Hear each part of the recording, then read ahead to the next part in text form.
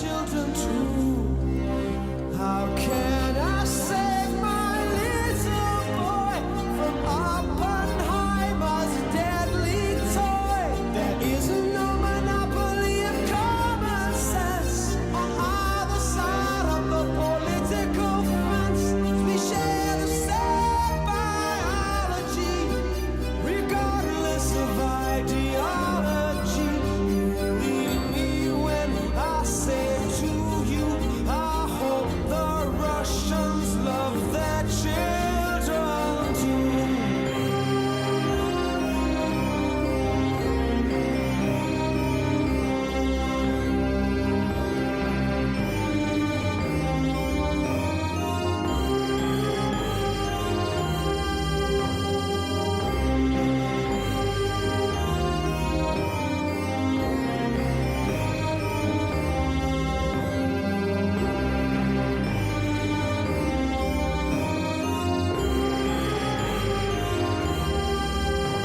There is no historical precedent to put the words in the mouth of the president. There's no such thing as a winnable war. It's a lie we don't believe anymore. Mr. Reagan says we will protect you. I don't subscribe to this point of view. Believe me when I say to you, I hope the Russians love their children too.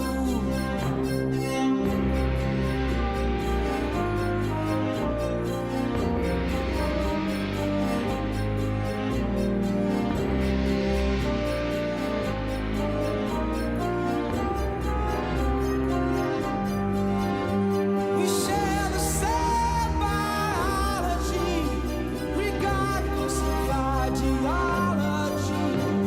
What might save us, me and you, is if the Russians love their children too.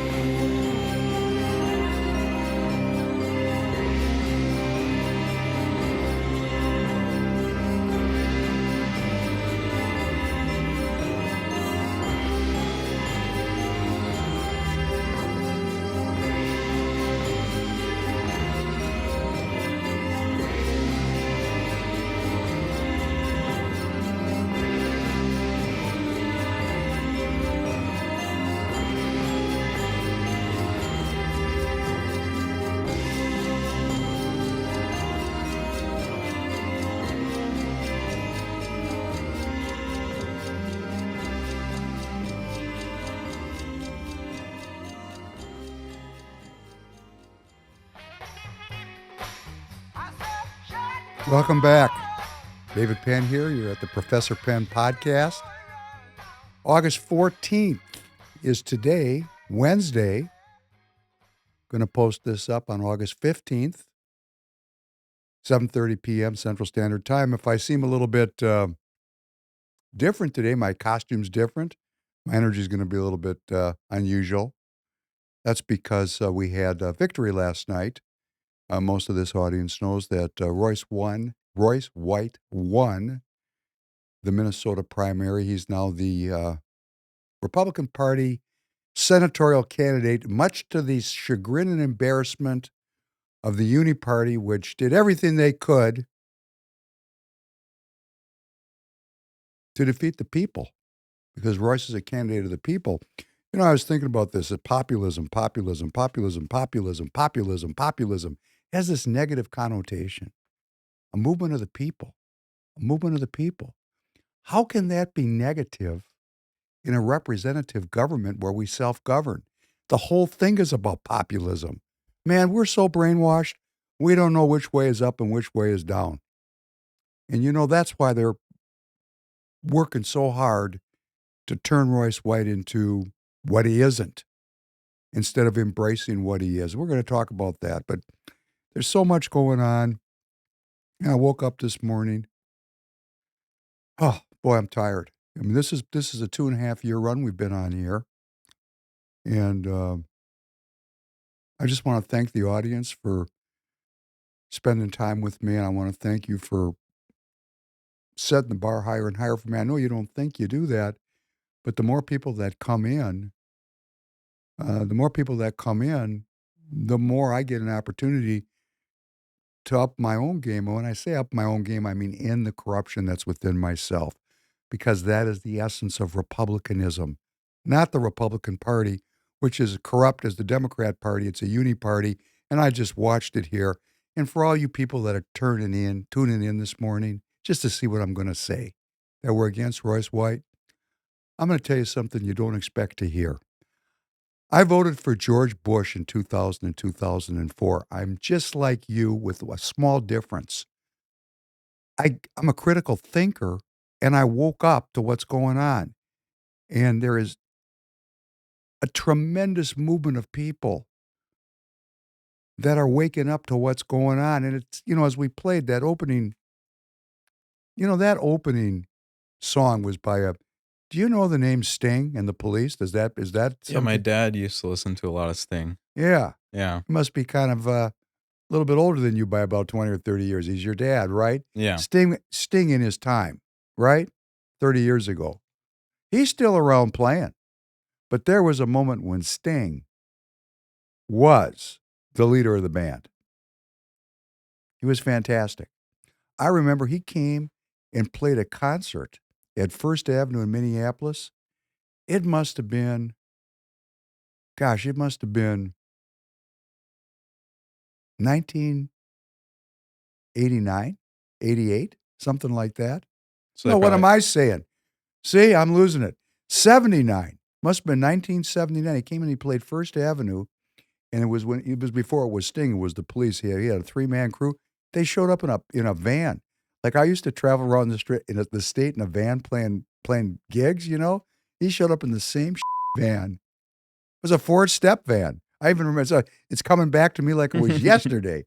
And he pops out, and man, this guy. There's certain people when you see them, you just know they got it. And this dude had it. Sting. He was fantastic. And he had the look, he had the voice, he had the band, but he had a distinct political commentary in his music, which, that's not unusual. I mean, since the beginning of rock and roll, there's been a political element to it, but very few people pull that off. Most of the time, it's about girls and broken hearts and, sex and rebellion. But Sting could actually do that and also um, comment on the politics of the time. In that song, I hope the Russians love their children too. Boy, it's more relevant today than it was when he wrote the thing. Yeah. It's more relevant right now. Good morning, Tanner. Good morning. Tanner was at the victory party last night. Yeah. Victory. You take a look at this thumbnail for today's podcast, and it's an iconic picture of a returning service member kissing his girlfriend or his wife when he returned from the war, and the war was the Great War. Well, not the Great War. The Great War was World War I. This was returning from World War II, the war to defeat fascism. And that was the end of a long period of time in which authoritarians, Darwinists, they were Darwinists. They were not believers in God. They were believers in science. They were believers in the dark arts. The leaders of Japan, the leaders of Germany, Italy was along on this, and there was other ones, like the Ukrainians were in on it, the Serbs were in on it, the Finns were in on it.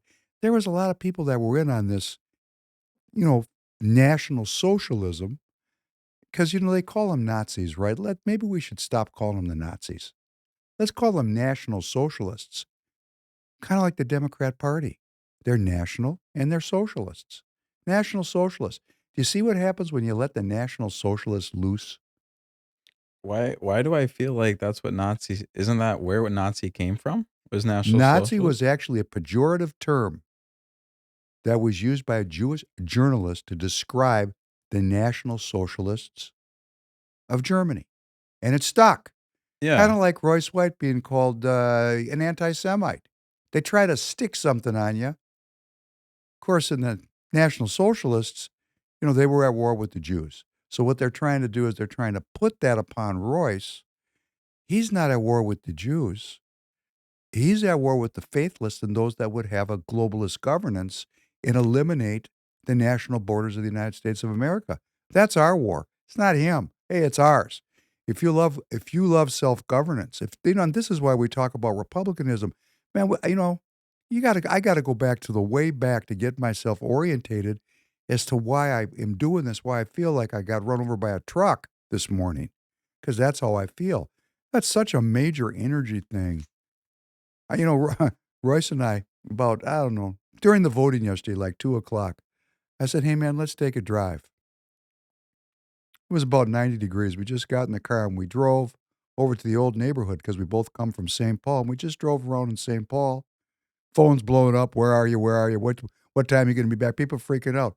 Royce and I just drove silently in the car. And the energy around him, just sitting next to him.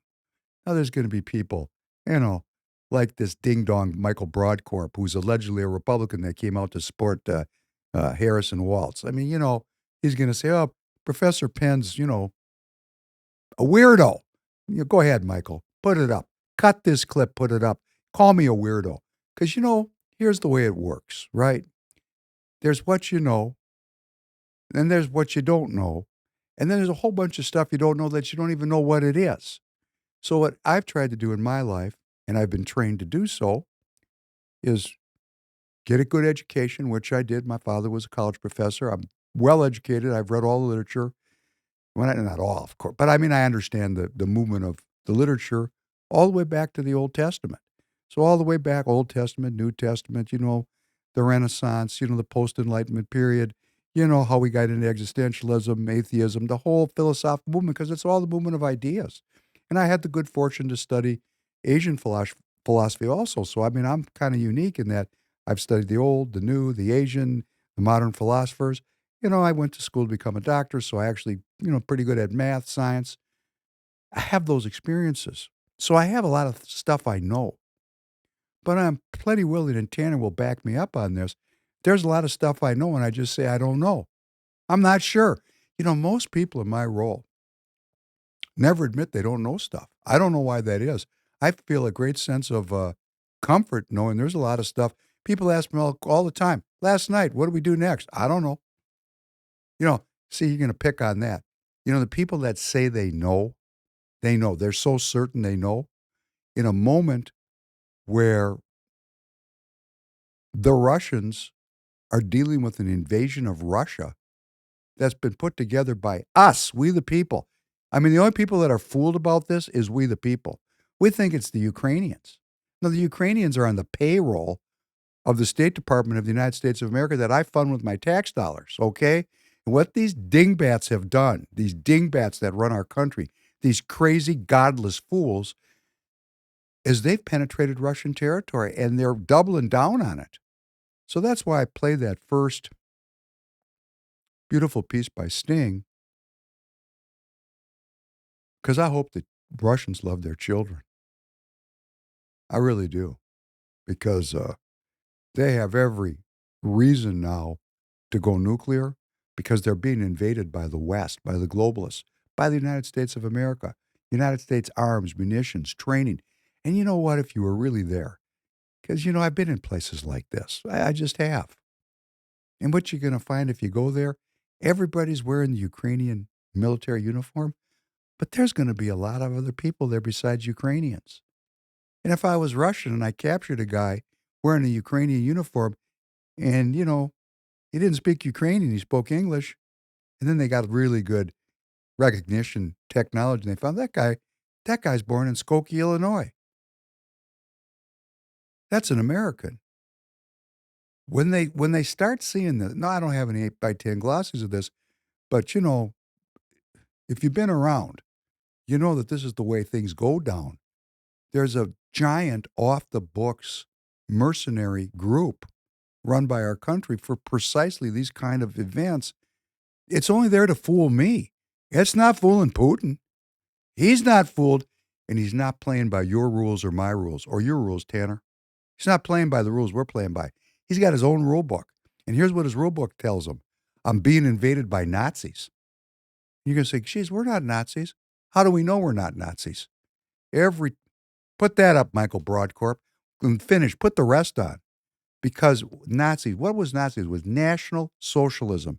It was the coordination of the government with state champion organizations, corporations, to accomplish state goals. And as we said in the last podcast, we're militarizing this country. What the Biden administration did, they're trying to say they're not neoliberal. Oh my God, these people are neoliberal in the extreme. And what they're doing is they're militarizing our entire economy.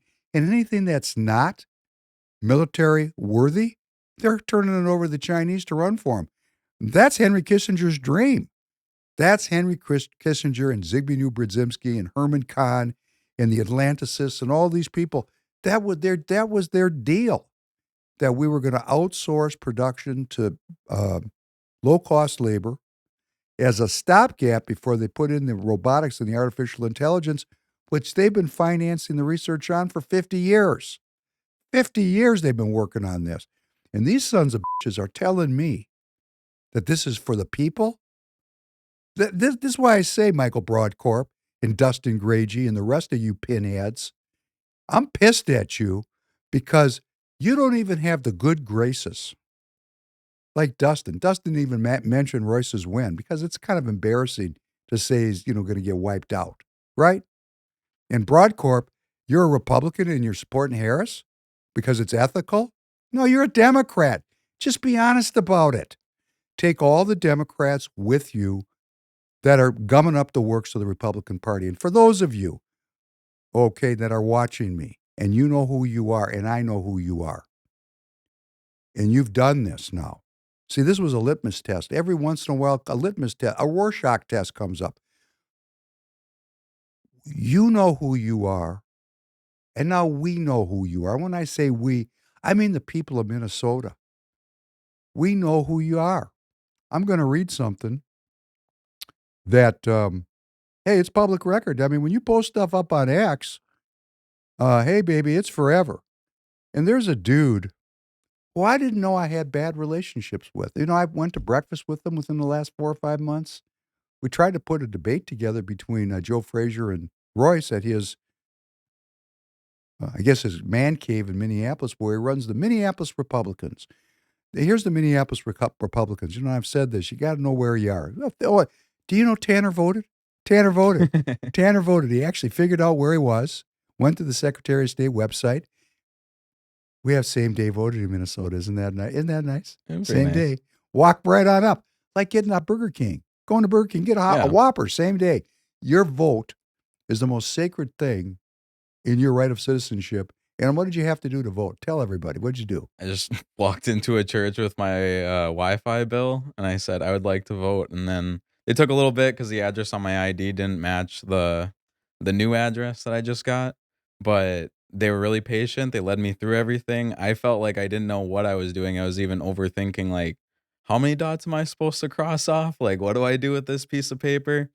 But they were awesome. They led me through it, and I felt like a very big boy walking out of there, having voted for my first time ever. It's fair. That's your first time ever. Oh, man. Like, I if tried it to was in just us, 2020. I'd hug you. That's great. That's just great. Well, I have to thank you. I mean, it's you and Royce that kind of, I've always kind of kept an eye on politics, but never imagined that I could be in it and participating. And So here you are in the center of the storm. yeah, Right. Tanner is just awesome. We don't have time to tell his story here at Free People Radio today, but man, he's made his bones around this place.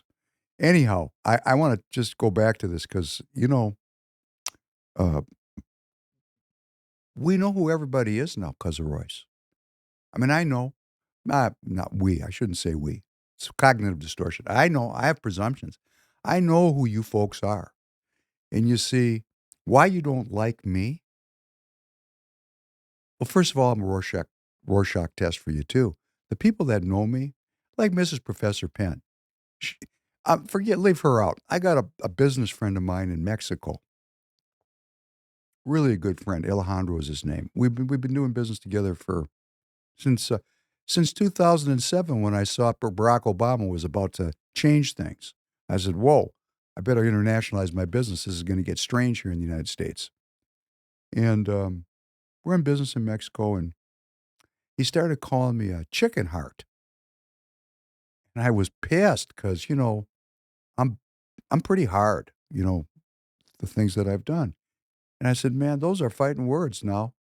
You call me a chicken heart, you're asking you're gonna have to back that shit up." We were sitting around at a bar. I was actually insulted. And he said, "Man," he said, "you got it all wrong. We call this a corazon de pollo. It actually means you have a soft heart. You're kind to people."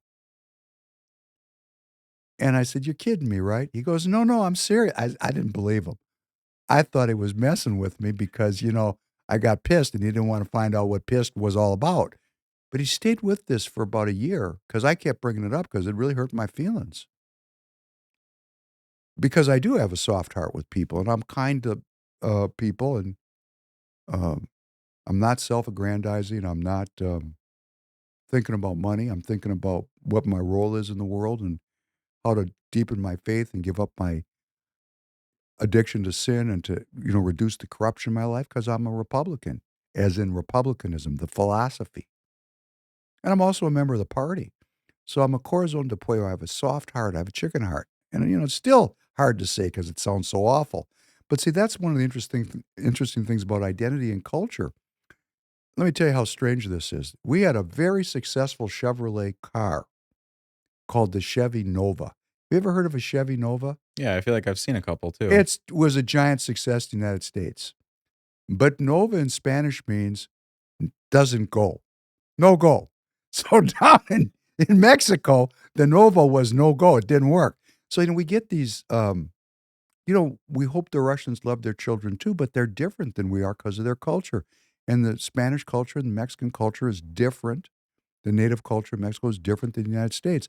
So I really didn't get it. But what I'm trying to drive at here is I went out with this Sean Holster. I didn't have any. Oh, he's the leader of the Minneapolis Republicans, a guy named Sean Holster. And I went out. We had a beautiful breakfast. I've tried to make friends with him. I didn't know there was any conflict between us until we had the March for Peace to the Fed on July 4th, where he came out and disavowed the Royce White campaign and said that we were going to cause a riot, which, I said in the podcast, man, if we can't walk the streets of our cities at 12 noon on July 4th, we've lost, right? That's the end. And I thought it was a very cowardly position to take that Republicans could not walk the streets of Minneapolis, Minnesota. I mean, when I think about it, it's stunningly cowardly. It's beyond description to say that we're going to just taking a walk, 100 people or 80 people or 50, whatever was there, is going to cause a riot. It was a peaceful march. And we had no problems. None. Zero. We had hecklers. We talked to them. I mean, we had hecklers. I talked to a guy who was so wound up. He was one of the security guys is a guy that I trained with for a long time. And I brought him off the bench because I want to have people I can trust. And I looked over and this guy was, and I thought, man, I'm getting over there. Because I know this guy was screaming at and you get in his space and you're going to hit the ground fast. And I didn't want that to happen. So I walked over. I said, brother, just back off. I'm going to talk to the guy. And we talked and went back and forth and found some common ground. And I never followed up on it because we exchanged numbers and I can't remember the man's name now. And if I do that to you, it's because I'm so busy. I really wish I could talk to every person and get everybody's name and know everybody. I had a person last night walk up to me. He's a mayor. When you're doing this political thing and you're not a politician, yeah, the greatest skill I could come up with as a politician is just remember everybody's name. That'd be oh, Bill, it's so nice to see you. Bill's going to feel great, right? But I'm not a politician. I'm authentically me. But we got a concept from Steve Bannon called the next man up. Right now we got the man and let him go all the way. But everybody needs to think about next man up. Anyhow, back to this Sean Holster. Kind of an interesting last name. Holster. Anyhow, the Republican Party of Minneapolis was so feckless, it couldn't field candidates. And I've told you, you got to know where you are, right? You got to know where you are. Got to know where you are. And there was 5 know where you are, 5 what we call Senate districts in Minneapolis or political units. that were so beat down, they merged them into one big unit. And they made this dude the top of the heap. And I tried to make friends with him. And I thought he was cool. He smoked cigarettes. I bummed a couple smokes off of him to be friendly. And I just thought he was cool. I didn't know. And then he blocked me on X, which I didn't know until somebody sent me something that he posted. And then I went to go respond to him. He blocked me. Another kind of cowardly thing. I've never blocked anybody. Corn Pop McGee disappeared. When he comes back, Corn Pop, if you're watching, I'm going to try to convert you to believing in God. So come on back, brother. That's how I'm going to treat these people. And here's what Sean writes. As this is my personal X, which is a strange deal because when you look at his personal X, when he describes himself, officer of the Minnesota GOP. But this is my personal X. David Hanna, if you're listening to this, you might want to think about giving me a call on this one. As this is my personal X, not affiliated with the party. I don't know. I think that's kind of thin, kind of weak. I feel it is my moral obligation to warn every Republican and conservative away from Royce White. Oh, it gets better. His campaign is using him, capital H-I-M, like I don't know why I would do that. Strange. And then listen to this. David Penn and his cadre of the disenfranchised are playing you for fools and personal gain. Wow. Wow. First of all, I didn't know I was leading a cadre of the disenfranchised. I'm franchised. I have the vote. I'm an American citizen. I have political juice. I own a business. I have a family. I have 5 kids. I play the violin and the piano. I sing. I got a lot of other experiences I'm not going to bring up. They're not relevant anymore because I'm old. I'm not disenfranchised, but it is kind of a cool turn of the phrase, right? Cadre of the disenfranchised. That's what I'm going to do to all you rhinos hanging around. You all going to be the cadre of the disenfranchised. That's why you don't like me, because I'm not playing. But again, I have a corazon de pollo, and I voted for George Bush. So anyone that would like to really, delve into republicanism and understand what this country was truly meant to be about, why it's here, and you'd like to move in our direction or my direction, I'll sit down with any of you anytime and talk. Anywhere, any place, anytime, any subject. Back to this post, because it gets oh so anti-Semitic. His campaign is using him. David Penn and his cadre of the disenfranchised are playing you for fools and personal gain. Kind of like I'm a George Soros character. I'm playing people. Do you feel played by me? No. Do you see me play anybody? No. You seem pretty damn honest. I mean, you are a boss at the end of the day. So, you're leading me around, but I have never felt that I'm being scammed. You've Yeah. given me personal phone calls in the middle of the day sometimes just to see what's up. So, yeah, I don't feel like I'm being played. It's crazy what he said. But wait. What's going to get better? It's going to get better. Royce himself is not a bad person. I wish him and his supporters well. You are decent people who have been schnooked by a very bad and vindictive human. Schnooked. If we're going to start talking about anti-Semitic tropes, like the Anti-Defamation League would be interested in, Sean, that kind of stuff. This kind of a tweet could make you famous. And in fact, I think it will. And I say this to all of the people in the party, and I know who you are that are anti-Semitic and you're racist. I know who you are.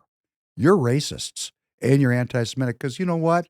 Hey, some of you have been just bold and upfront about telling me how you feel. I was at a meeting in central Minnesota with 2 very important political operatives. Central Minnesota, where, it's not in the core cities here. And the guy there's 2 guys. One guy had a big beard, he was cool. Like a biker, big black beard. like a big one, like he was a rabbi. Yeah. Probably And, use beard oil. huh? Probably uses beard oil. Oh, it was beautiful. Beautiful. And the other guy was huge, giant of a man. We're talking. And he looked at me, the spokesperson. And he looked at me and he said, "You know what the problem is with this state? You Republicans in the city don't control your bleeps." Whoa. Actually said that to me. I have to bleep it myself because I can't talk that way because I'm not black. Okay? It's not something I can say. This was a white man actually said this to me, a Republican Party participant. And I looked at him and I said, "What did you just say to me?" And he said it again. Again! Like once was not enough. And I looked at him and I said, "Are you Jewish? With a beard like that, I'm curious.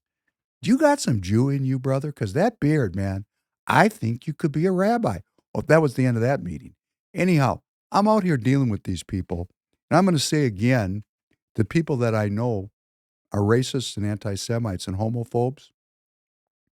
The American Nazi Party is looking for membership. Please go find them or go join the Democrat Party because, hey, they're right on that path. They're a leftist organization. They're a leftist crew. They don't believe in God just like you. Because if you believe in God,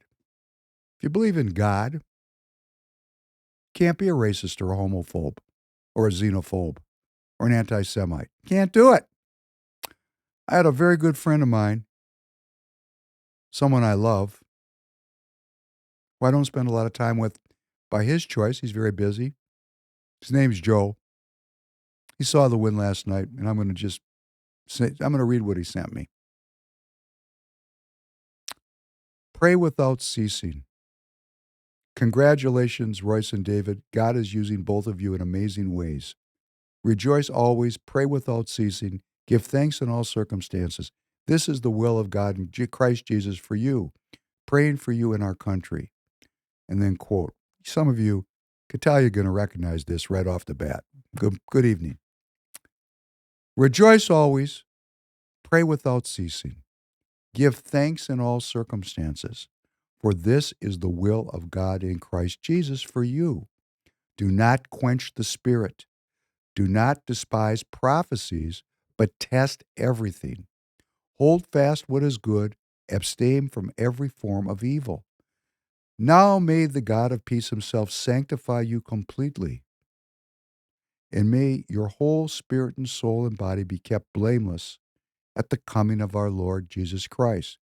He who calls you is faithful. He surely will do it. Brothers, pray for us.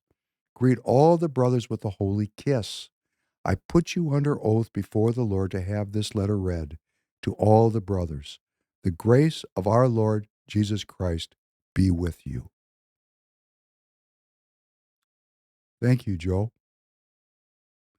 And what we did last night after we got the victory, the news organizations called the deal.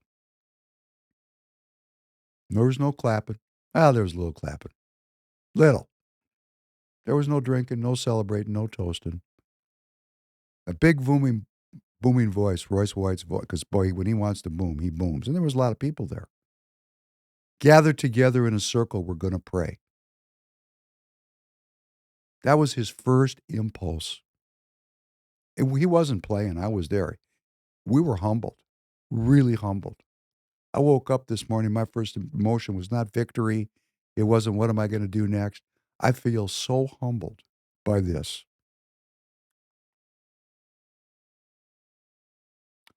I feel so humbled by this path that I'm on.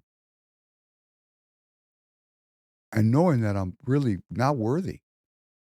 I mean, it's the first time I've really started to understand the idea of redemption because I don't deserve it. And yet I have it. So that's a miracle. And it doesn't matter if it's a Tahoe miracle. It matters if I feel the touch of God. And I do right now. Blessed are you, God and King of all worlds. Thank you for creating the light and the dark. Blessed are you, God and King of all worlds. Thank you for creating me in your image. Blessed are you, God and King of all worlds. Thank you for making me an American. Blessed are you, God and King of all worlds. Thank you for making me free. Blessed are you, God and King of all worlds. Thank you for healing the blind. Blessed are you, God and King of all worlds. Thank you for feeding the people. Blessed are you, God and King of all worlds. Thank you for releasing the bound. Blessed are you, God and King of all worlds. Thank you for raising up the downtrodden. Blessed are you, God and King of all worlds. Thank you for creating the heavens and earth. Blessed are you, God and King of all worlds. Thank you for providing for all my needs. Blessed are you, God and King of all worlds. Thank you for directing my path. Blessed are you, God and King of all worlds. Thank you for our American courage. Blessed are you, God and King of all worlds. Thank you for crowning America with glory. Blessed are you, God and King of all worlds. Thank you for restoring strength to the weary. Blessed are you, God and King of all worlds. Thank you for sending the Messiah that I might be saved. Forgive me, Father, for I have sinned. Pardon me, my King, for I willfully transgress. For you pardon and forgive. Blessed are you, God and King of all worlds, who is gracious and ever willing to forgive. Well, there's blocking and tackling. There is. And those who are old enough to remember the Immaculate Reception, we'll have to play that. Put that down for a future podcast. See, we can still remember the Immaculate Reception, but they've memory hold President Trump's near brush with death. It's unbelievable. Unbelievable. So, when they had that football game, hey, there was blocking and tackling. There was. There was blocking and tackling. But then there was the Immaculate Reception. Man, I got all these tweets from Sean Holster. This guy should not be in the Republican Party. Sean, you need to resign. We can't have anti-Semitic tropes being put out by a member of the party. Can't do it. And all the people that are anti-Semites and racists that are in the Republican Party, you all need to understand what's going on here.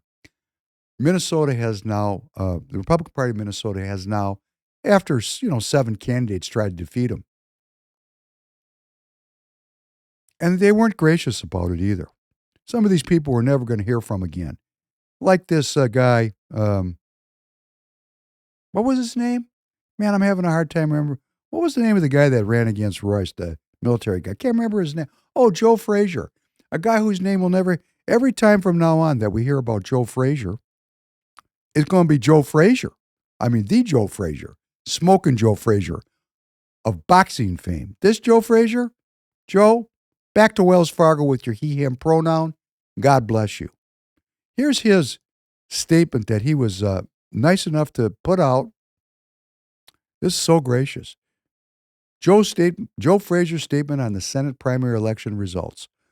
While I am disappointed that tonight's result did not go our way, I am also saddened that our ability to compete in the general election and bring about real change to our state has been thwarted by our party's embrace of an unelectable candidate. I still believe Minnesota's best days are ahead of us. Unfortunately, with Royce White at the top of the statewide ticket this fall, those days will most likely be delayed for years as Minnesotans look elsewhere for real leadership. This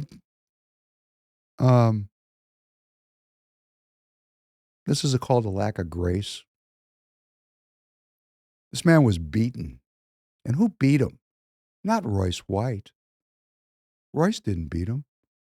The voters, the citizens, the American citizens that live in Minnesota beat him. They voted for Royce.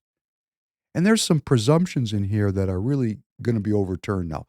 Remember the overturning of the tables?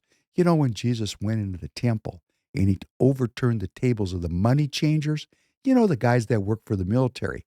Back in the day at the temple, they were in league with the Romans, with the Roman Empire. That's who they were. They worked for the military. They were on the payroll. And what did Christ do? He walked right into their power center, like walking in the Pentagon, where this guy probably has some pictures of himself hanging on the wall. He walked right in there and he turned over the tables. And that probably happened, but what he really did was he overturned the belief that we are to be ruled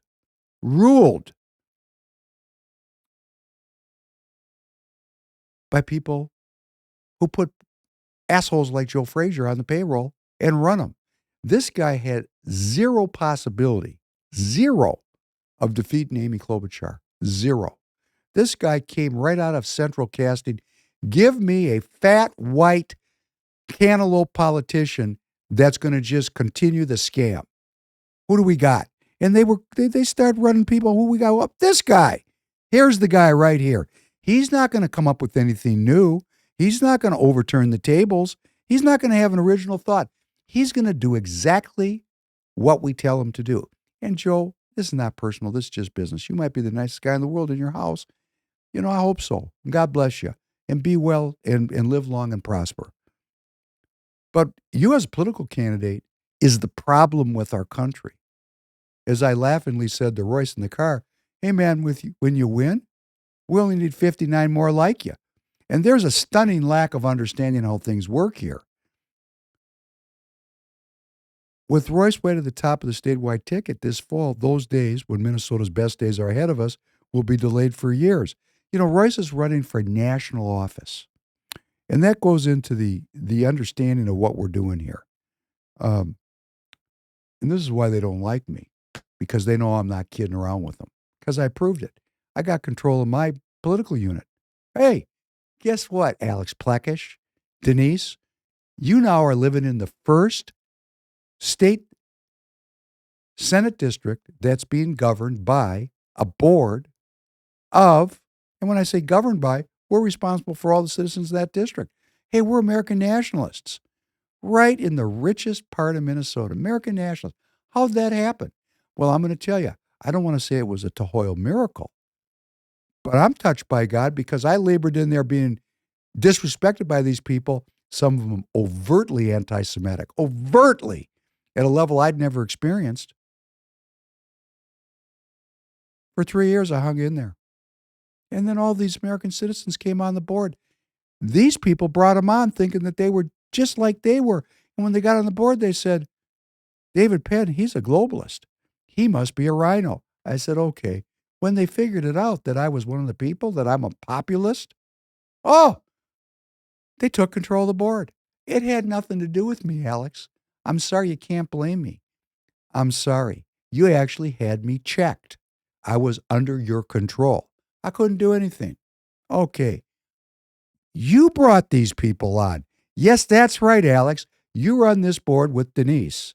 You run it kind of like when Donald Trump says Barack Obama's running the country and everybody goes, he's got Alzheimer's. No, all he's saying is Joe Biden does Barack Obama's bidding. Well, you know, you're married to Denise, my chair, and you were running the board, you know, with her, and that's cool. Everybody knows it, and I'm saying it publicly. And I want you to know, I didn't do this. You're walking around blaming me and saying mean things about me. Hey, it comes back to me. It's a small town, right? I didn't do it. You're messing with forces you don't understand, you dumb okay? I had nothing to do with it. These people came on the board. You brought them on the board. It was an act I don't understand. I didn't decide what they do. I didn't decide their politics. I didn't find them. I didn't know them. In fact, they thought you and me were simpatico. They didn't like me until they figured out who I was. And you know when they figured that out? At the Minnesota State GOP Convention, when I stood up there with Royce White. One of those ladies walked up to me and said, "You're with Royce White?" I said, "Yeah, we're best friends." "You're on the stage with him. You're right next to him. He acknowledged you." I go, "Yeah, we've been working on this for 2.5 years. "Oh, I'm so sorry. I'm so sorry, David." I said, "There's no reason to be sorry. I don't have to tell you who I am. I don't have to tell you who I'm not." Like with Alex standing up there on the stage with a sign that said Royce White for Senate, like he was with Royce. You know what? The Mary AMLOs walking around talking again. Oh, yeah, the Tea Party. I'm going to make a comment here for the Tea Party patriots, because now we're going to get down to politics, because this is not going back in the bottle, kids. You made your play. And you know what happened? The citizens of the state are not with you. If I were you, I'd do like the Sutters and move to North Carolina It's time to go to someplace where it's warmer, because you're going to abandon ship. Go, go, go, go, go, go. Leave us to fail here on our own telling the truth. We don't want to tell lies and lose because, if Joe had lied, Amy would have beat him. Not a truth would have been said. No truth, just lies. Now we have a chance to tell the truth. Hey, maybe we'll win. And I'm going to talk about that in a minute.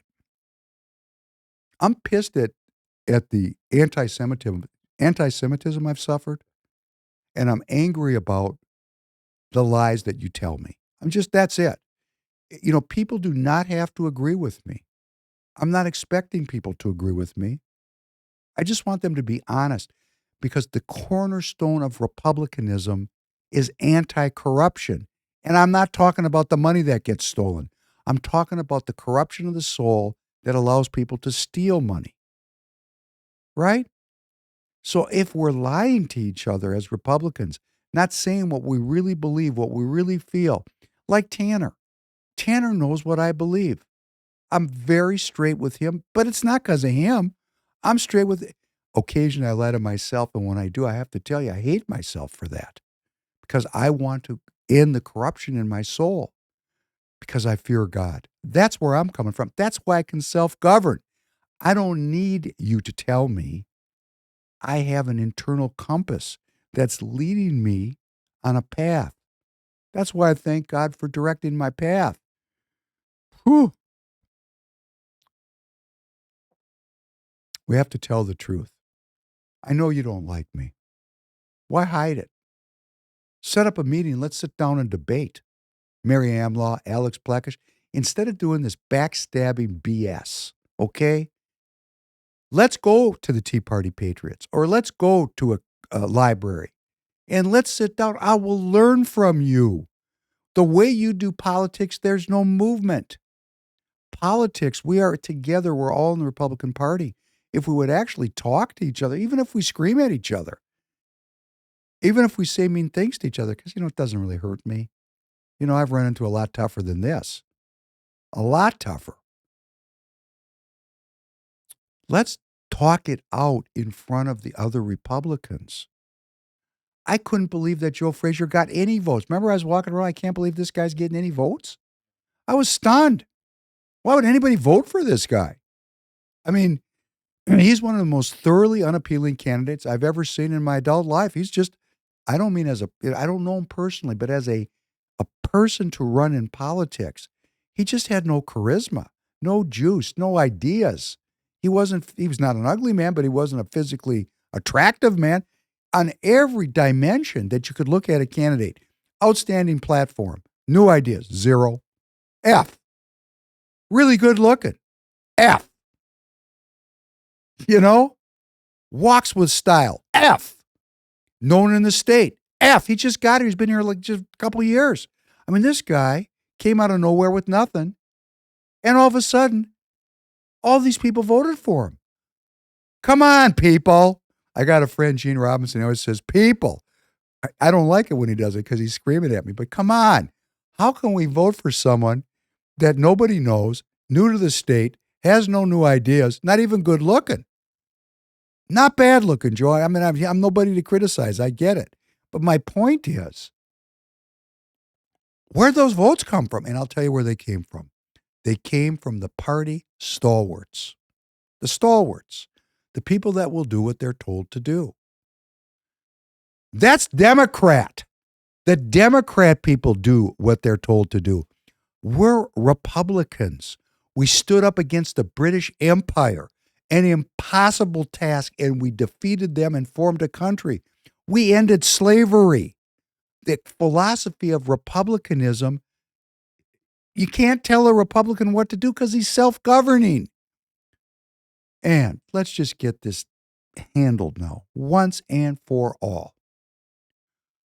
Royce White is not anti-Semitic. And I got to thank all of the media around the world that's going to call him a far-right anti-Semite. Okay?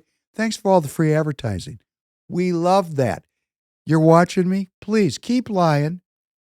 Keep BSing. Keep it up. Because people are dialing in. Remember we had the low information, low propensity voter? And I'm changing that to the I don't give a shit voter. Well, those voters are giving a shit now because they see what's going on and they don't like it. So we have to have stark differences now. You can't play Democrat light anymore. It doesn't work. We've really split into three groups now. We got the communists. We got the group that call themselves conservatives that just want to keep the scam going because they got nice fat 401ks and IRAs, and they just want to make sure that money keeps on rocking in. And they like the idea when they look in the mirror and they're like, when I look in the mirror and I just see an old face. But some of these people, when they look in the mirror, they see, oh, our military has just invaded Russia. Oh, no, it's not ours. It's the Ukrainians. Our proxy force. Aren't we badass? Aren't those ATACMS missiles badass? Aren't those nuclear submarines badass? Isn't those ICBMs badass? Man, I love all my guns I got in my house. I'm badass. You know what? You're old. When we get old, we have an opportunity to have a soft heart because we need forgiveness for all. I need forgiveness for all the crazy ass shit I've done in my life, all the people I've hurt, all the times I was selfish when I needed to be selfless. I want to be redeemed from that. And the first step is to stop doing it. You know, how do you get out of a hole? You quit digging it deeper. Man, we need real people. And now the implication is Rice is not qualified. Well, you guys are doing such a great job. $35 trillion of debt. We're on the verge of nuclear war. And the currency's getting ready to collapse. And the border's open, and I could go on. And you're going to tell me with your I got my tie on for you today. Just show you I could dress up like this. I could run for office, don't I? I pretty up pretty good in a suit, don't I? Yeah. You Hey, fix this is up. a message for you, okay? The people are coming. This is a costume. Just like when I wear my hoodie, it's a costume. Okay? I got this on. Has nothing to do with politics, okay? I'm just wearing my suit today. I can wear my suit. I can costume up. Don't be telling me about Ron DeSantis and his pretty wife and his kids and how great he is. He's a man. We're not going to be fooled by this anymore. He's a lawyer. He's a Yale graduate. He was in a secret society of the Knights of Malta. Look it up. It's not a conspiracy theory. It's on his bio if you look far enough. Then look up the Knights of Malta. Learn something. Stop saying conspiracy. Crack open a book and read about these organizations. Read about their history. Understand who they are. Like Skull and Bones. We played on the podcast Tim Russert asking both John Kerry and George Bush about Skull and Bones. And they both said, oh, we can't talk about that. What? We should put that on the list too. Let's replay that. I already forgot the first thing I said we should play. What was the first one? Immaculate Reception. Would you please make sure I do this? Yes. Tanner's my producer.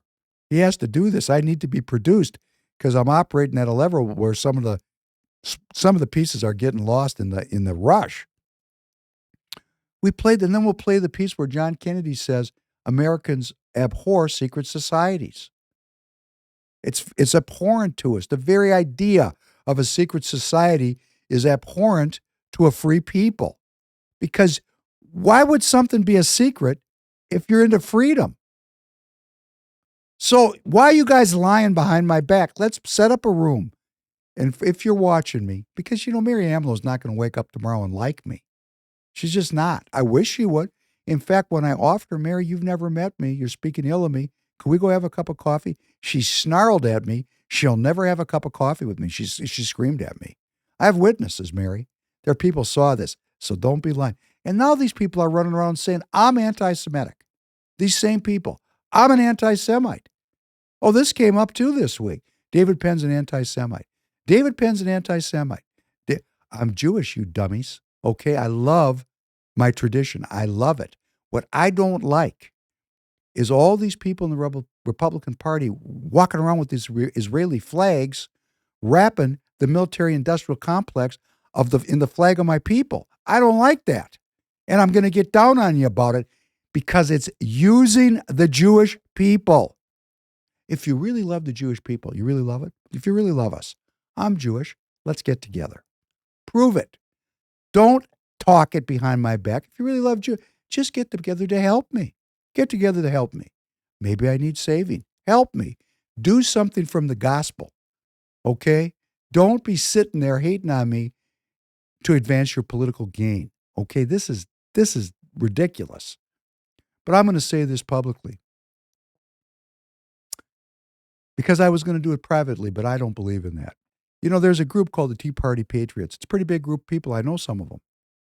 And they really like this group. They like it. A lot of money changes hands there. Hey, I'm not against that. I'm not a communist. But I was told that 75% of the people in that group support Royce White. And you all need to know that your leader, Mary Amlow, that puts that on for you, was running around this party, supporting Joe Frazier and talking down Royce White for the last weeks. That's correct. That's correct. Why would you give your money and your time to somebody who lies to you? Because she invited Royce up to the Tea Party Patriots, and he had a great event up there, and she acted like she loved him. I heard this from so many people. Mary loves Royce. She does? Boy, that doesn't add up. 1 + 1 is 3. Well, I guess you can have any identity you want to if you're a liar. If you lie to yourself or lie to other people. You see, I'm pissed about this now because I know you people aren't going to have a change of heart. Well, that's not true. I don't know. Like Patricia Williamson was at the victory party last night. Patricia really pissed me off. She did something I couldn't live with. But this is how God's plan is so profound. If Patricia had not walked up to the microphone at the state convention and made a motion to advance the senatorial endorsement process to earlier in the day, there would have never been an endorsement. Royce would have never been endorsed. Okay? So, Patricia, I love you for what you did. And for the people that are going to be mad at me because I'm saying I love Patricia, too bad. She's redeemed. She's made a choice. She's made a choice to support the people. She's an officer of the party. My job as an officer of the party is to bring Tanner into the party. And if Tanner tells me, hey, I just love Nikki Haley, come on in, buddy. Come on in.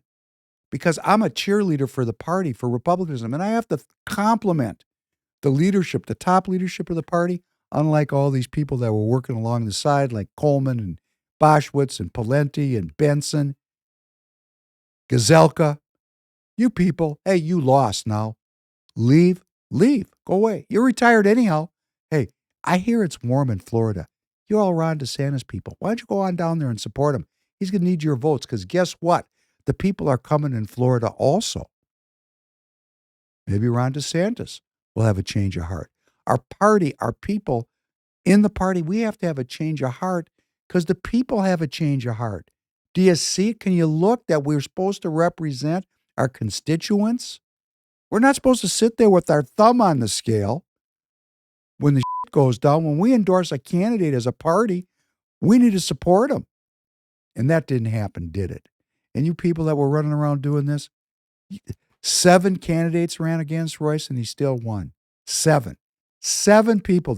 7 surprises. My brother Tom was sitting there saying, whoa, this math's tough. But Royce's appeal is so great. And all you people just need to come see him. Rudy, I want to come sit down with you and Royce. Norm Coleman, I want to come sit down with you. You can bring your daughter-in-law, Julia.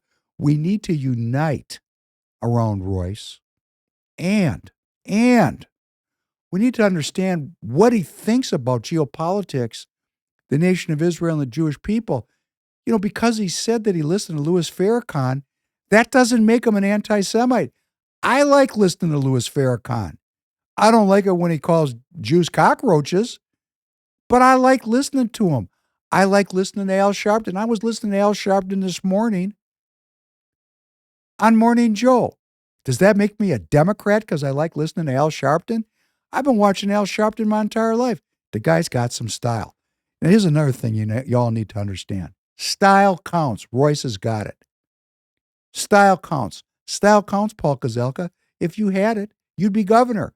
Tim Walz has style. We might not like his style, but he's got style. The guy's got style. Style matters. It's politics. It's theater. If you have no personality and you're not good looking and you have nothing to say, how are you going to get a job in Hollywood with no personality, can't deliver lines, and not good looking. Well, you could be a cast. You could be a what do you call that? What do they call that? A bit player, or there's words for it. You're in the cast, right?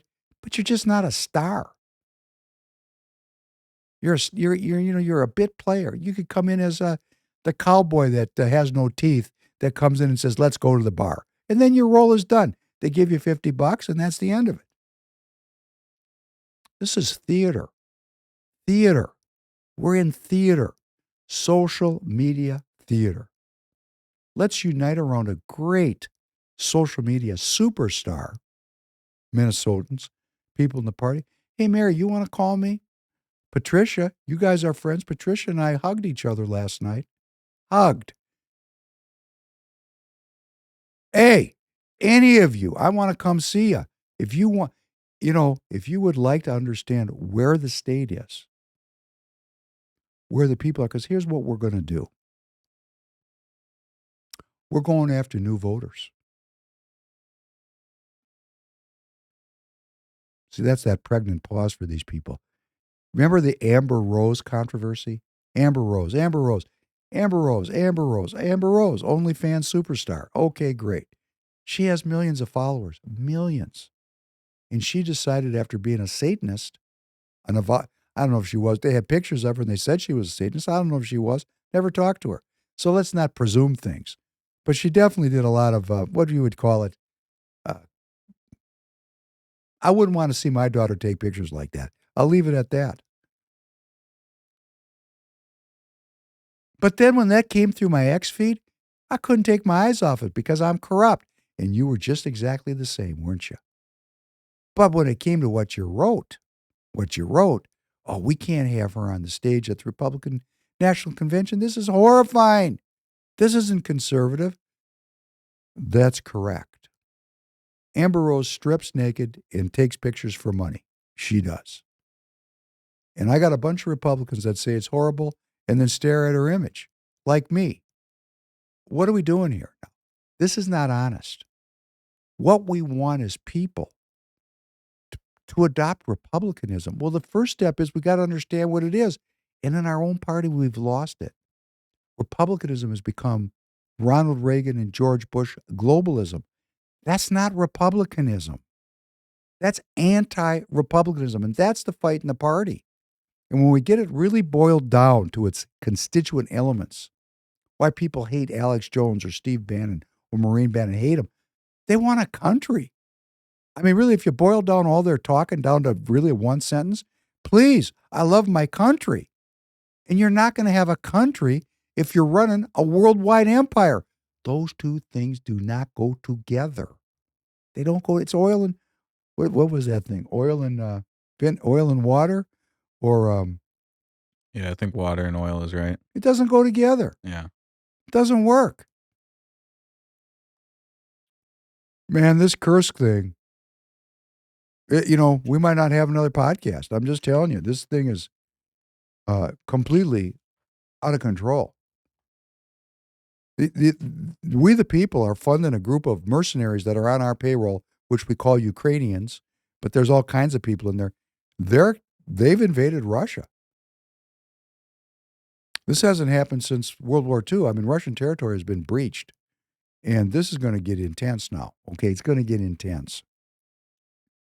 But then, Lindsey Graham, Republican, an alleged Republican, Senator Lindsey Graham, South Carolina. He inherited Strom Thurmond's seat. Anybody remember Strom Thurmond? Strom Thurmond, racist extraordinaire, good friends with Joe Biden. There's great pictures of them chumming it up. Graham ran right over to Ukraine with a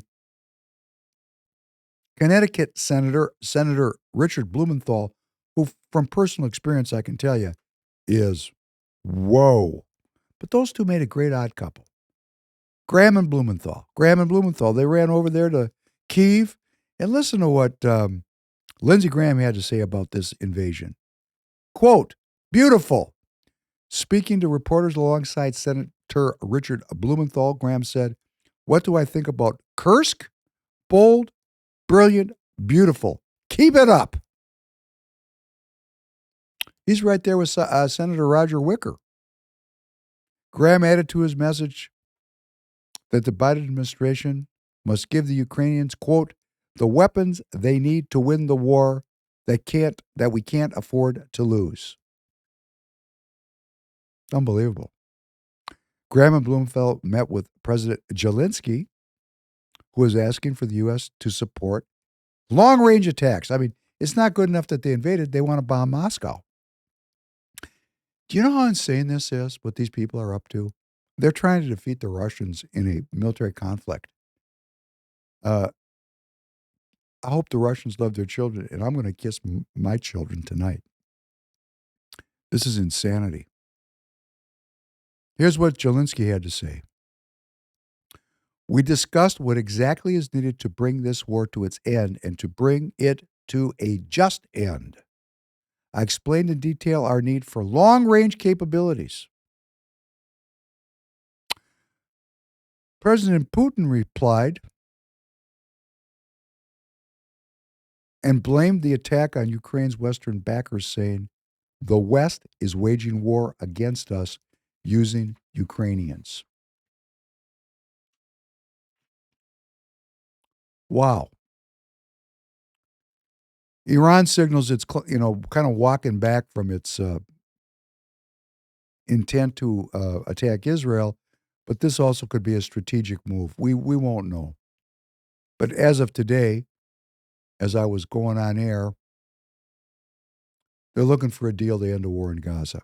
Okay. We got so much military hardware over there. If Iran pulls the trigger, they ain't going to make it, and they know it. And this gets back to the U.S. budget because, all this stuff is expensive. U.S. records its second biggest July deficit in U.S. history. And guess what, Tanner? 25% of your tax dollars is now going to pay the interest on the debt we've already made. Isn't that great? Well, at least we're paying the interest off. Yeah, right. We're paying the interest off by borrowing more money. Yeah. Listen to this one. It was a catastrophic month for U.S. fiscal viability, and viability means sustainability. That's because U.S. tax revenue was down sharply from June. June was $466 billion. The government only collected $330 billion in July. Why is tax revenue down? Because at 8% interest, nobody's making any money. Ain't going to be any taxes. So they got to borrow more. They got to borrow more. The deficit in July was $243 billion. That's bigger than the budget of a lot of countries. It's stunning what's going on.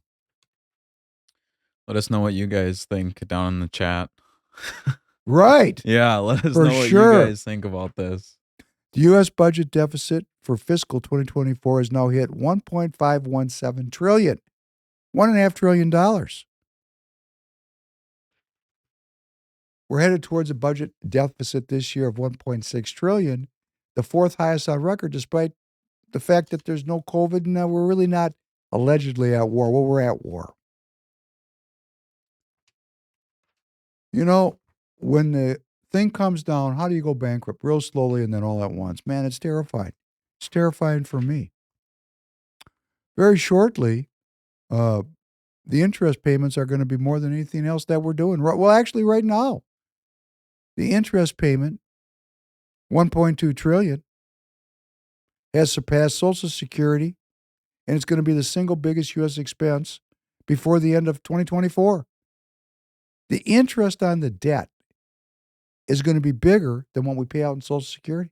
$1.6 trillion. It's twice the size of the military budget, the on-the-books military budget. We're going broke, people. Gene, I love you. I don't like that, people. We're just going broke. And who does that serve? Well, the people that were going broke on have collateral. They have collateral. And they're going to foreclose on that collateral. And guess what's going to happen, Tanner? We're going to own nothing and we're going to be happy. Isn't that great? Sounds like a coincidence, right? Yeah, there's no coincidences, remember?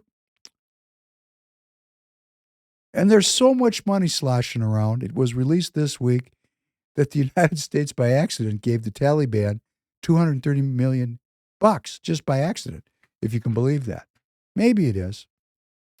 And all this is going on. And see, for the Uni Party in Minnesota, and you guys are trying to hang on to something that's changing. It's changing because the people that we work for, because we work for them, they're changing. Podcasts have something to do with it. Virginia mandates paper ballots tracking and proof of residency for the 2024 election. We even have some election integrity stuff going on. Isn't that incredible? It's just incredible. I have a whole section I wanted to do on the Jewish identity today. I got 20 minutes. What do you think, Mr. Producer? Should we go for it or should we end with a movie? Maybe we should end upbeat. I was kind of dark today because I'm angry about how people are treating Royce White and treating David Penn. I don't like it. We're good people that are trying to serve the American citizens here in Minnesota, and people are casting aspersions on me. And it's not that they're casting aspersions on me.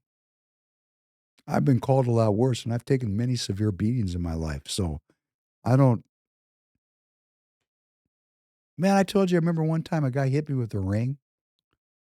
Had a ring on his hand, got me with a right in the jaw, knocked me down.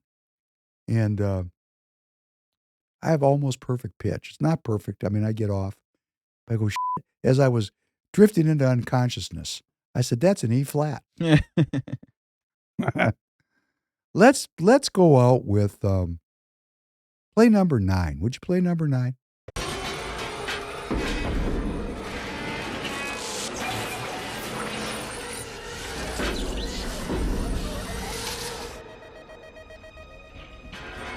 They're inside. Hurry, Neo.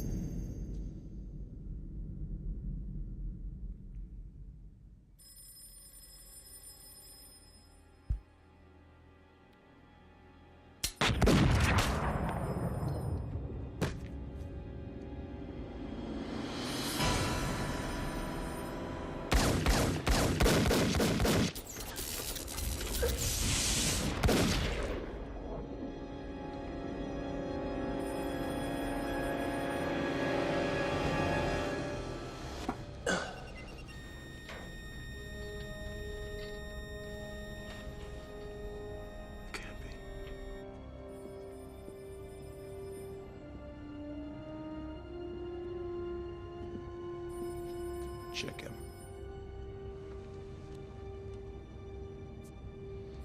He's gone.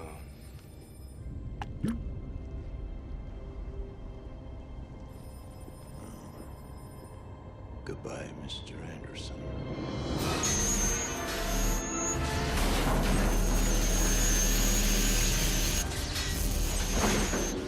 Neo, I'm not afraid anymore. The Oracle told me that I would fall in love and that the man that I loved would be the one. So you see, you can't be dead. You can't be.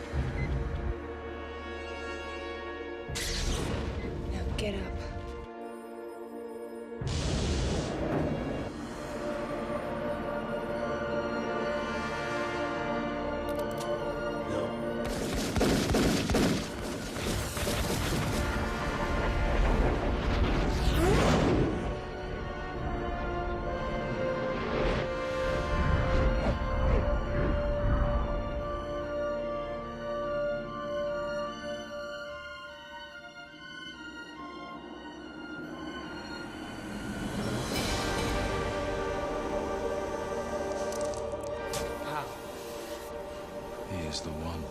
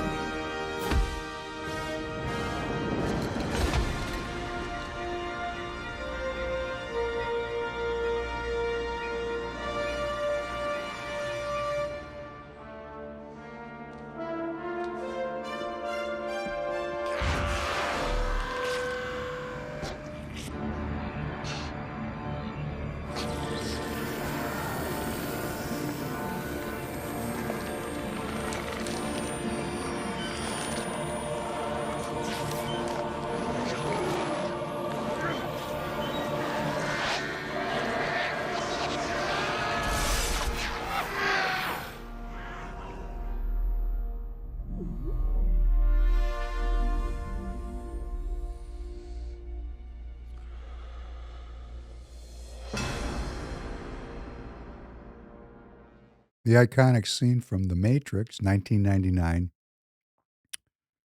played for several reasons. I've played it before. Number one, I like it. Um, but there's so much in that scene for every American citizen if you want to look at the movie. Have you seen The Matrix? I think a long time ago. Didn't do much for you, did it? Yeah, I was too young to really understand what was actually going on. I was just watching on FX, loving the gunplay. The gunplay is awesome. Yeah. Uh, that's the climax scene. It's very relevant to the strategy of the American citizens. Number one, in that scene, Neo sees for the first time the nature of the reality. He can see the Matrix. It's no longer got him confused. He's not a victim of the Matrix. He's become a master of the Matrix. He sees clearly. The truth has set him free. Agent Smith kills him, and he's reborn alive. This, of course, is the story of Christ, the story of the Messiah. They didn't have the rising in the way I would have done it, but I didn't write the script. But he rose from the dead, which gave him great power, and he had the power to stop violence. And this is for us as American citizens. He just put his hand up, and the bullet stopped. Now, obviously, if Michael Broadcorp want to put this up, I'm not goofy, okay? I understand what happens when bullets hit the human body. But if the American citizens just put their hand up and say, no more, we're not going to be governed by a system that is funded and sustained and is committed to slavery, drugs, and piracy.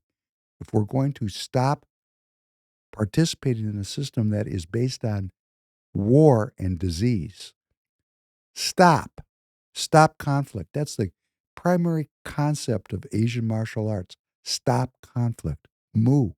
That word mudo. It's the way of stopping conflict. He didn't have to fire back at those people. He's the one. He just said, nope, we're done. And then Agent Smith runs up to him, and for the purposes of this dialogue, let's think of Agent Smith as the uni party in both of its forms, Democrat and Republican. Agent Smith, pissed. Bullets didn't kill him, ran up, started punching at him with all he had. In previous scenes in The Matrix, Agent Smith was the undisputed heavyweight champ. Nobody could beat the agent. And Neo was almost bored, like he was going to eat a peanut butter and jelly sandwich while he's blocking. When you're really good and you fight someone that's not that good, that's kind of what it's like. I mean, they just can't do anything. And then he just badass sidekicks, and off goes Agent Smith. Not a perfect sidekick. For a guy that's an actor, was okay. It was not a perfect sidekick. For those of you who are aficionados of the martial arts, his heel was not turned properly, his toes not turned down. He didn't get his hip turned over. If you want maximum power in a sidekick, You got to turn your hip over. Takes practice and stretching. Neil was Neil. He was a newcomer to this. He couldn't quite get it done. But with the magic of movie making, it was good enough. We got the idea. So, Agent Smith is laying there. He gets up. He gets pissed, and Neil runs at him. And this is the idea of the uni party. Neil ran into him and disappeared inside of him and took him over from the inside and refreshed him. And Neil became Agent Smith. And that's what we're doing here in Minnesota. So for all of you who are wondering, where's the strategy, Mr. Penn? Do we have a strategy? Yes, we do. I just called out a bunch of people by name. Why? Because I'm not afraid of you, number one. Number two, my self-image is not tied up in being an officer of the Republican Party. So if you beat me, okay, go ahead, shoot your best shot. I'm okay with it. I'm not going to be a liar and a deceiver and a backstabber just for a little bit of pissy ass. Oh my goodness. At the climax of the podcast, it's the great Marine Bannon again comes in. Good morning, Marine. That's so cool.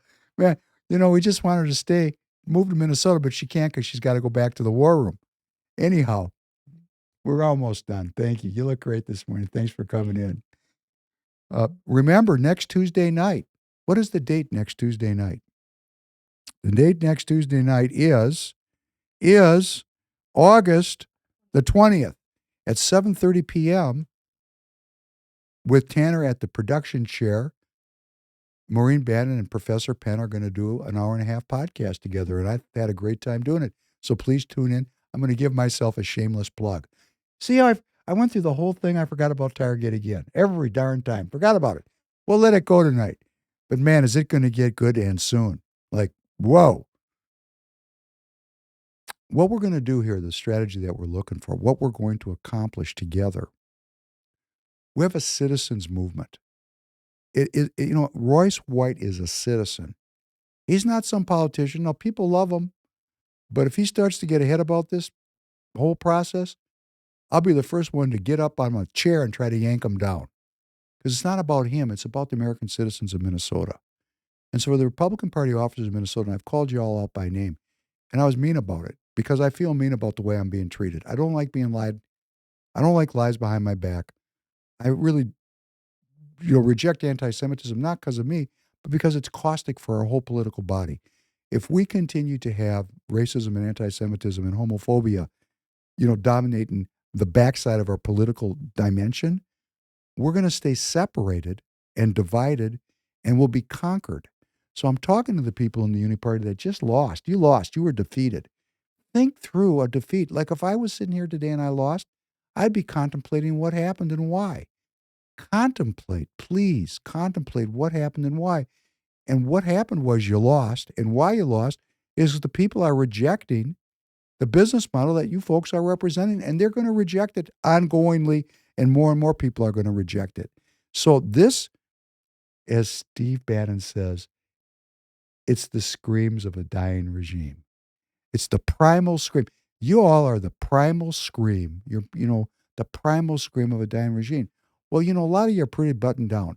I don't know if you've ever been in a situation where you've screamed at the top of your lungs and cried and snot's coming out of your nose and you're choking and you get the dry heaves.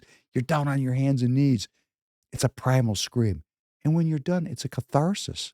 You've let go of energies that are really not healthy for us. They're just unhealthy energies. So you're having your primal scream. Maybe you'll look at what the people believe, which is changing, and what the people want, which is changing. And we're Republicans. This is a redemptive process. So any of you that would like to meet with me, sit down and talk with me, we can laugh together. And we voted for George Bush together. We voted for H.W. Bush together. We liked Ronald Reagan together. We loved it when the U.S. military stormed into Iraq in 2003. We're all up all night cheering. We thought all this stuff was great. We loved it. And one by one, we're changing. We're recognizing that this is not sustainable. Just go back to the section on the budget. The interest on the debt, the payments for that interest now exceed the payments for Social Security. What's going to happen to your Social Security if we keep spending all this money and who's doing it and why. We're going to start asking the hard questions. Who's benefiting from this? Who benefits from an economy where the interest on the debt is greater than the military budget? For those of you who are war hawks, hey, keep it up. Because you know what? The bankers don't care. They're taking the interest before you get your commission on the sale of those military hardware. Okay? That interest comes first. The bank comes first. How do you deal with the bank? Don't owe them any money. See, the people want that. The people want to be free of debt. They'd like to be healthier, less disease. They'd like to not have a worldwide empire where their sons and daughters are sent away to fight in wars that don't benefit the country. They're wars of discretion, not wars of survival. Like Putin right now is fighting a war of survival. You think he gives a shit about what you think? He doesn't. He wants to survive. You know, you're in his country. We the people, we're in his country. We've gone into all these people's countries. Iraq. Captain Bannon was in Iraq, right? I don't think she thinks about it the same today that she did when she went. Is that a true statement? She says it's a true statement. She's not mic'd up. We're going to have her back regular if she comes. She's got a lot of stories to tell us. So if you're feeling like you lost today and oh it's terrible and this black BLM anti-Semitic militant won the primary, that's not true. He was never in BLM. He's an American citizen. He is black. He's not anti-Semitic. And he's here to represent the people. And let's start to end where we started. Republicanism is populism. It can't be anything else because it's about self-governance. So all the popular, these people, no. If we're going to have the country that the framers created for us, or as they said, keep it as long as you can, if we want self-governance, we have to understand it's the Democrats that are authoritarian that want top-down governance. We are a populist movement that goes back to the end of the kings and queens of Europe. We're a 400 or 500 year tradition of throwing off tyranny. And that's what makes Royce so important. Because in our country, the group that has suffered the greatest tyranny for the greatest time is our black citizens, our black fellow citizens. They were brought here against their will. That's tyranny. They were enslaved against their will. That's tyranny. Laws were created when they were free to knock them down and keep them down for decades. That's tyranny. And they still suffered the tyranny of the soft racism that was on evident display all over our party. Because apparently there's no problem lying about a black man. Black people are extraordinarily important in the history of America. I'm not saying they're the most important or they're more important than Jewish people or Protestant people or Catholic people, but they're important. They're our fellow citizens. That's why I'm going into CD5 myself to try to organize that city. What is President Trump doing with Hispanic and black people? He's getting the biggest support from those communities since Eisenhower. Victory is not guaranteed to us in November. Everything's working against the American citizens. And if you're a Minnesota Republican that voted against Royce, hey, how are you going to like 4 years with Tim Walz as your vice president? You going to like that? You know who he is. You going to like Harris Walz ruling over you for 4 years? Looking forward to that? You know what the linchpin to keep that from happening is the urban vote. The urban vote. We now have a black senatorial candidate from Minnesota that speaks to black people. Oh, yes, I know. Many of you say he swears. Spend any time in downtown Minneapolis or in Rondo or in North? Because guess what? They swear there. Not because they're black, but because they're poor. Swearing is part of the culture of being poor. Just like when I said, corazón de pollo hurt my feelings. In Mexico, it's a compliment. It's really fine. You say that to me here, it's fighting words. When you swear in North or you swear in Rondo, you're part of the people. If you don't swear, They suspect you. So you have a candidate who prayed after he won last night. The first impulse was to pray prayers of thanksgiving. And I woke up, and I think a lot of us in the campaign felt very humbled this morning. My first feeling when I got out of bed was, whoa, I'm humbled. That's the kind of feeling that'll bring you forward. Pride comes before the fall. So nobody on this campaign is feeling pride this morning. Is that a true statement, Maureen Bannon? You think we're feeling pride? You think we're feeling humble? What do you think? Yeah. Oh, Maureen says it's both. Maureen's got it. We're proud of the candidate. We're humbled by the process of him winning. Yes. I'm not even proud of the candidate. I know him too well. We're best friends. I know, but you weren't. I know, but you know what? When we were driving around 2 years ago and people were ignoring us, it was two men in a truck, okay? Maureen is proud. Well, my whole podcast was a victory dance on these people, many of them by name. So, okay, I retract my statement. I'm lying to myself. I have some pride. I'm sorry. I'm sorry at the end. I suck. Okay, I was lying to myself. Yes, but you know what? I'm doing it with intent. I'm not just proud about it. I'm offering all of you, any of you, anywhere in the state, we'll come and talk with you to let you know who we are. I'm not just proud. It's a entreaty for dialogue, that we recognize what the electorate is doing here, and let's not fight it, or we're going to end up with Kamala Tim Walz for 4 years. Let's embrace it. Come together now as a party. There's, you had an excuse not to come together. And I do at the end want to thank the hierarchy of the Minnesota Republican Party, because everybody needs to know at the time, and many, many party members, there were many that sucked, but many, many party members really did their work to turn out the vote for the endorsed candidate. And that's what a party is all about. And to David Hand, I thank you for your, support. And Anna Matthews, you did what you needed to do. And as I would have done had Joe Frazier prevailed, I would have tried to get him elected, because as a party officer, we take that role and that's our job.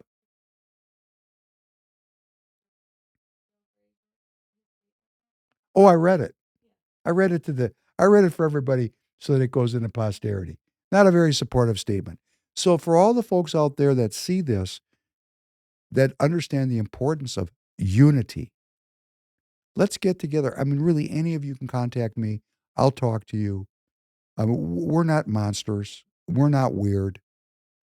We're just American citizens that believe in God and believe in the United States of America, and we want to work for the well-being of our families, for the safety of our children.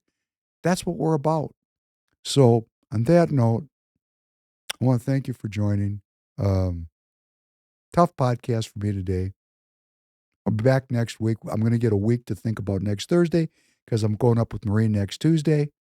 So I'll come up with some great stuff for the next live premiere that I do by myself.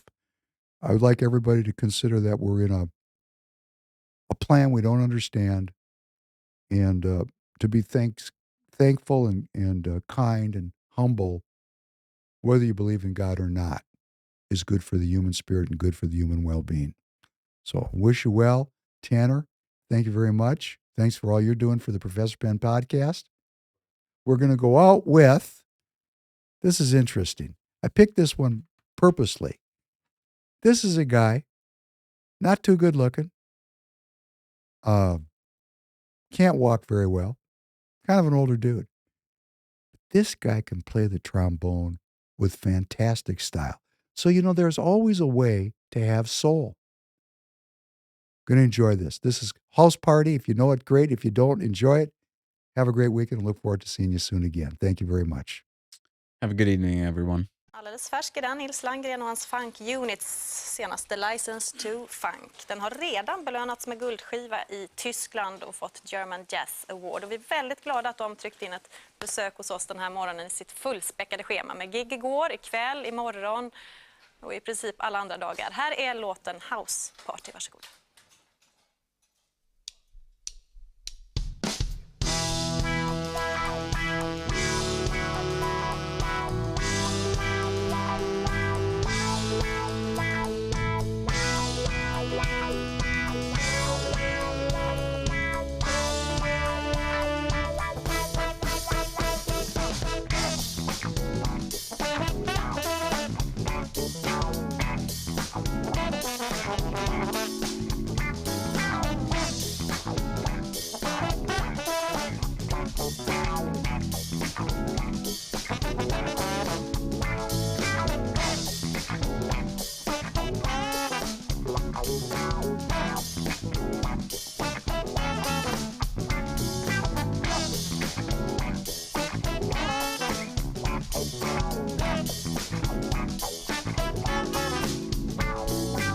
Ain't gonna do the movies. I ain't got the fare. I like to make the disco, but I haven't got a thing to wear. I'm gonna take my stereo and call up everyone. Coming over to my house and let's have some fun. Gonna have a house party. Have a house party. Have a house party. Have a house party. Yeah, yeah,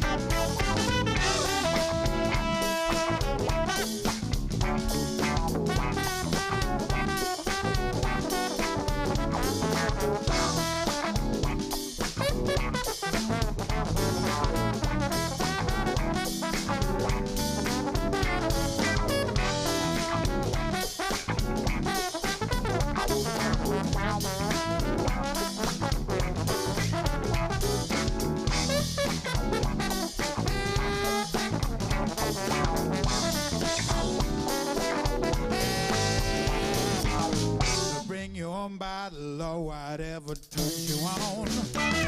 You can bring your old lady or that other number one. I got all of the ladies dance and a great big place to dance. We might disturb the neighbors, but I'll take the chance. Gonna have a house party. Gonna have a house party. Gonna have a house party.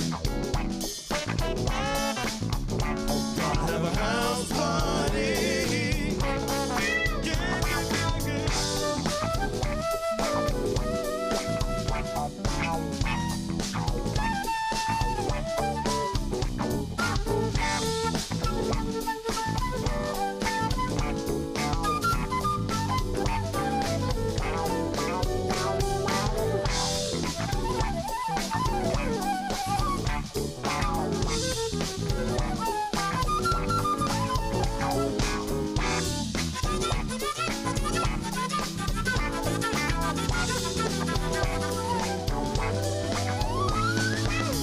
This ain't the weekend, so I can't stay up too late. I've got a job, so I gotta get to bed by 8. And all of a sudden, walked in these pretty chicks. So I thought, maybe I'll call in sick. Gotta have a house party. Gonna have a house party. Gonna have a house party. Gonna have a house party.